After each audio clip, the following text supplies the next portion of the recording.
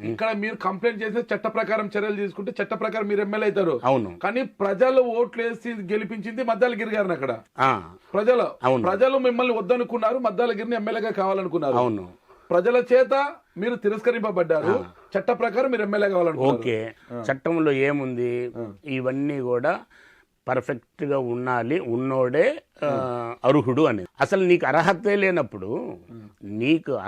లేనప్పుడు నువ్వు ఎట్లా ప్రజాక్షేత్రంలోకి వస్తావు? నీ సపోజ్ ఆ రోజున ఆరు ఎవరైతే ఉన్నారో ఆయన పర్ఫెక్ట్గా నామినేషన్ చూసి అలో చేసినట్టే, ఫామ్ 26 ఏదో ఉంది, ఫామ్ 26 పర్ఫెక్ట్ చూసినట్టయితే అసలు నీ నామినేషన్ ఎలో కాదుగా. నువ్వు నామినేషన్ ఎలో కాకపోతే నువ్వు కంటెస్ట్ చేసే అవకాశమే లేదు కదా. సో అది అవకాశం ఉంటుందా? ఇప్పుడు అఫిడవిటీలో మీరు మీ లయబిలిటీస్ అన్ని మీరు కేసులకు సంబంధించి ఆస్తులు అప్పుల గురించి మీరు పొందుపరిచిస్తారనమాట. అవును. వాళ్ళు దాని గురించి ఎంక్వైరీ చేసేంత అవకాశం ఉంటుందా? వాళ్ళకి అంత సమయం ఉంటుందా? అందుకని నా ఇదేంటంటే, నాకున్న ఇన్ఫర్మేషన్ ప్రకారము మీ తప్పు జరుగుతుందని తెలిసేసేసి ఎమ్మటే ఇచ్చేసాను. మీరు ఓటమి తర్వాత ఎవరైనా కూడా గెలిచిన అభ్యర్థులపై అక్కసుతో ఈర్షతో ఆ బొక్కలను ఎత్తుకుతారు. అఫిడవిట్ ఎలా ఉంది, కరెక్ట్ అఫిడవిట్ మాత్రం ఒక బొక్క దొరికినా కూడా దాన్ని మీరు అదే భూతత్వంలో పెట్టి చూసి చట్టం దృష్టికి తీసుకుపోతారు. అవును, అది చట్టంలో ఉంది. చట్టంలో ఇక్కడ కేవలం టెలిఫోన్ బిల్లు లేకపోతే ట్రాఫిక్ చలానా ఉంటే కూడా కొన్ని చోట్ల యాక్షన్ తీసుకున్నారు. నేను చూపించిన వాటిలో సాటిస్ఫై చేసి ఇచ్చేశారు. చేసేసిన తర్వాత సరే మా పెద్దలు నన్ను ఒక కాంప్రమైజ్ అవ్వమని. ఎవరా పెద్దలు చెప్పారు కదా, పేర్లు చెప్పడం కాస్త అది అంటే మిమ్మల్ని ఓడించడానికి ప్రయత్నించిన దుర్మార్గులు అన్నారు కాబట్టి అది ప్రూవ్ కాదు. కానీ మిమ్మల్ని సంప్రదించిన పెద్దలు మాత్రం అది ప్రూవ్ కదా. అవును. సజ్జల రామకృష్ణారెడ్డి గారు, నువ్వు ఆల్రెడీ నువ్వు ఎమ్మెల్సీ ఇచ్చాము అంటే ఆయన ఒక్కడేనా? సజ్జల రామకృష్ణారెడ్డి గారు నాకు ఫోన్ చేసేసి చెప్పారు, నీకు కాంప్రమైజ్ విత్డ్రా చేసుకోది, నువ్వేదో సుప్రీంకోర్టు నుంచి ఏదో ఆర్డర్ తీసుకొచ్చావంట, విత్డ్రా చేసుకోమని చెప్పారు. నేను చెప్పాను, నేను చాలా సౌమ్యంగా, సార్ నేను కోర్టులో వేసే ముందు మన ముఖ్యమంత్రి గారికి శ్రీ జగన్మోహన్ రెడ్డి గారికి చెప్పాను, మీకు చెప్పాను, పెద్దలందరికీ చెప్పేసి నేను కోర్టుకు వెళ్ళాను. నా జీవిత అంబిషన్ ఎమ్మెల్యే అవ్వాలని. ఏదో జగన్మోహన్ రెడ్డి గారి ఆశీస్సులతోటి నాకు ఎమ్మెల్సీ ఇచ్చేది చాలా సంతోషం, కానీ నా అది కాదు. నేను నా జీవితాశయం ఎమ్మెల్యే కావాలని నేను అందుకే రిజైన్ చేసి వచ్చి ఇచ్చేసాను. దయచేసి ఈ విషయంలో నన్ను బలవంతం చేయొద్దని.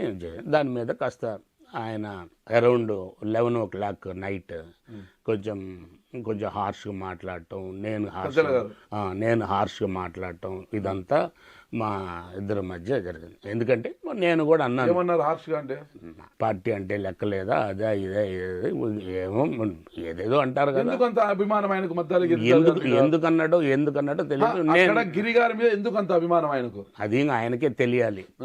ఇప్పుడు నేను ఇక్కడ ఉండేసేసి ఇక్కడ నేను కష్టపడి నేను తిరిగి ఓడిపోయినప్పటికి కూడా అన్ని చోట్ల ఓడిన అతను ఇన్ఛార్జిగా ఉన్నాడు. ఎవరైతే అక్కడ ఆ దుర్మార్గులు నన్ను ఓటమిలోకి నెట్టారో ఆ దుర్మార్గులే మళ్ళీ గిరిని తెలుగుదేశం నుంచి తీసుకొచ్చి నా నెత్తిన పెట్టేసేసి నన్ను జీరోని చేశారు.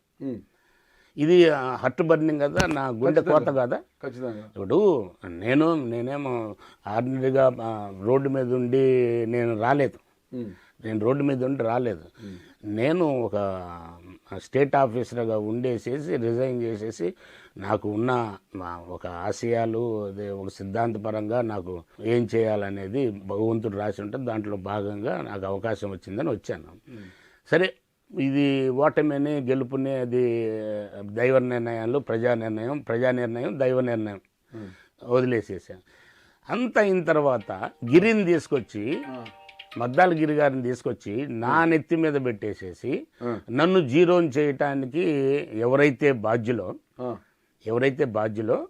వాళ్ళే గిరి గారిని తీసుకొచ్చేసి పెట్టేసి నన్ను జీరో చేశారు. చేసిన ఆ టీమ్ ఇన్ఫ్లుయెన్స్ తోనే సజ్జల రామకృష్ణారెడ్డి గారు నన్ను తొక్కేయాలని, నన్ను క్లోజ్ చేయాలని చూశాడు. అక్కడ క్లోజ్ అంటే రాజకీయంగా నన్ను జగరామకృష్ణారెడ్డి గారు డైరెక్ట్గా ఈ విధంగా నాతో మాట్లాడటం నేను ఆ రోజు నుంచి కూడా ఇప్పటికి కూడా అంటే ఎవరి కెపాసిటీ వాళ్ళది, ఆయన కెపాసిటీ అయింది, నా కెపాసిటీ నాది, నా వ్యక్తిత్వం నాది, ఆయన వ్యక్తిత్వం అదే.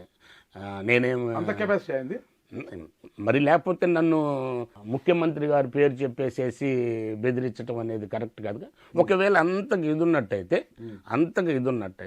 సరే, జగన్మోహన్ రెడ్డి గారు ముఖ్యమంత్రి గారే, పార్టీ అధ్యక్షులు ప్లస్ ముఖ్యమంత్రి గారు, నేను ఆ మాట కూడా అన్నాను. ఒకవేళ నిజంగా అదేగిన ఇదైతే సారు పిలిచేసి అడిగితే నేను ఏమన్నా చేయటానికి సిద్ధంగా ఉన్నాను సార్, మీరు ఈ విధంగా బెదిరిస్తే కాదు అని నేను ఆ రోజే చెప్పడం జరిగింది. దాని మీద సార్ అంటారా మీరు? సార్ అనే అంటాను. ఆ రోజు చెప్పడం జరిగింది.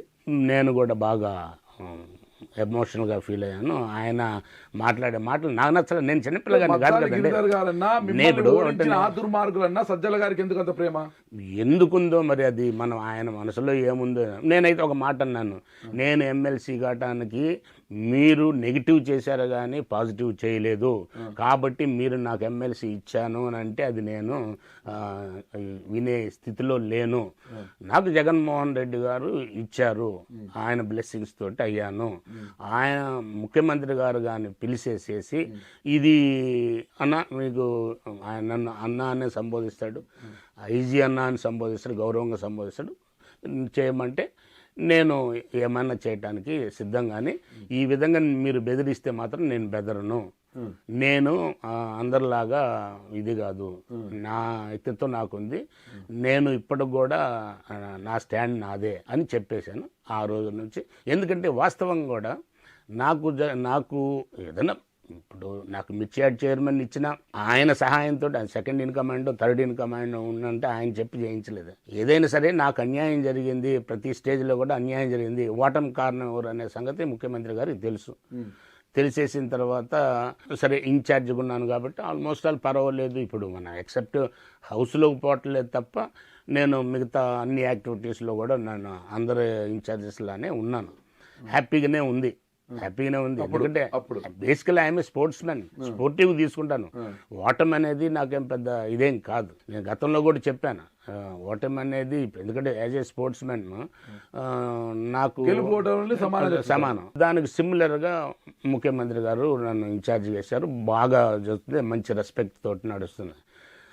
అనుకోని విధంగా అర్ధాంతరంగా గిరిగారిని తీసుకొచ్చేసేసి నా మీద పెట్టేసేసి నన్ను ఏదో సాధించాలనే దాంట్లో చేశారు. ఇప్పుడు ఆయన లేరు కదా పార్టీలో, ఆయన కూడా వెళ్ళిపోయారు కదా బయటికి. అదే కదా మరి అదే కదా మీరు ఇప్పుడు ఎవరిని నిందించాలా? ఇప్పుడు నాకు అన్యాయం చేసిన వాళ్ళని నిందిస్తారా, లేకపోతే గిరిని నిందించుతారా, లేకపోతే నాకు అన్యాయం ఆ గిరిని తీసుకొచ్చి నా నెత్తి మీద పెట్టిన వాళ్ళని నిందించాలా? ఇప్పుడు మరి వాళ్ళేగా. నేను ఓపెన్గా ఇంత డిబేట్లో ఓపెన్గా చెప్తున్నాను. పేర్లు చెప్పండి.